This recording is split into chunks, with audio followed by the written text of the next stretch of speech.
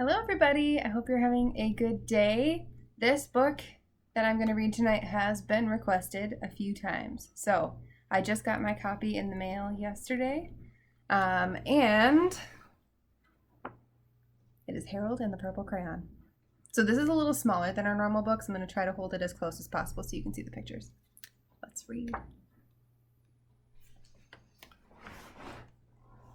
One evening, after thinking it over for some time, Harold decided to go for a walk in the moonlight. There wasn't any moon, and Harold needed a moon for a walk in the moonlight. And he needed something to walk on. He made a long, straight path so he wouldn't get lost, and he set off on his walk, taking his big purple crayon with him. But he didn't seem to be getting anywhere on the long, straight path. So he left the path for a shortcut across a field, and the moon went with him. The shortcut led right to where Harold thought a forest ought to be. He didn't want to get lost in the woods, so he made a very small forest with just one tree in it. It turned out to be an apple tree. The apples would be very tasty, Harold thought, when they got red. So he put a frightening dragon under the tree to guard the apples.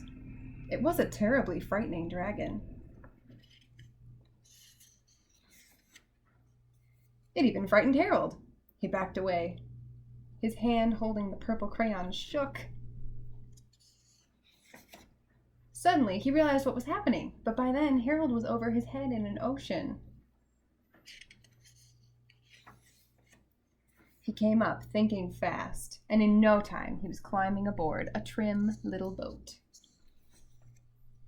He quickly set sail, and the moon sailed along with him.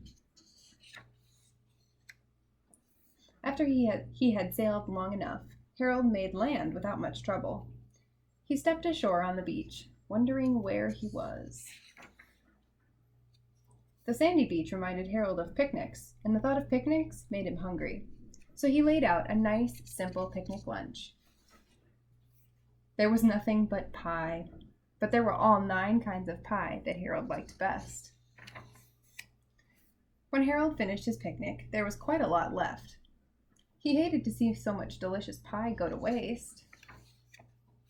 So Harold left a very hungry moose and a deserving porcupine to finish it up. And off he went, looking for a hill to climb to see where he was. Harold knew that the higher up he went, the farther he could see, so he decided to make the hill into a mountain. If he went high enough, he thought, he could see the window of his bedroom. He was tired, and he felt he ought to be getting to bed. He hoped he could see his bedroom window from the top of the mountain. But as he looked down over the other side, he slipped. And there wasn't any other side of the mountain. He was falling in thin air. But luckily, he kept his wits and his purple crayon. He made a balloon and he grabbed onto it.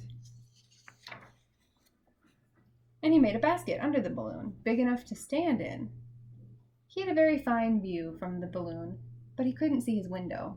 He couldn't even see a house. So he made a house with windows, and he landed the balloon on the grass in the front yard.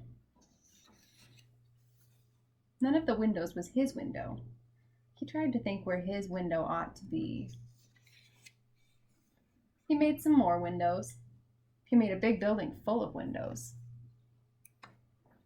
He made lots of buildings full of windows. He made a whole city full of windows. But none of the windows was his window. He couldn't think where it might be. He decided to ask a policeman. The policeman pointed the way Harold was going anyway, but Harold thanked him. And he walked along with the moon, wishing he was in his room and in bed. Then suddenly, Harold remembered. He remembered where his bedroom window was. When there was a moon, it was always right around the moon.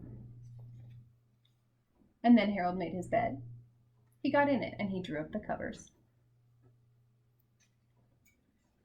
The purple crayon dropped on the floor, and Harold dropped off to sleep. That's it. Hope you enjoyed reading. Have a good night.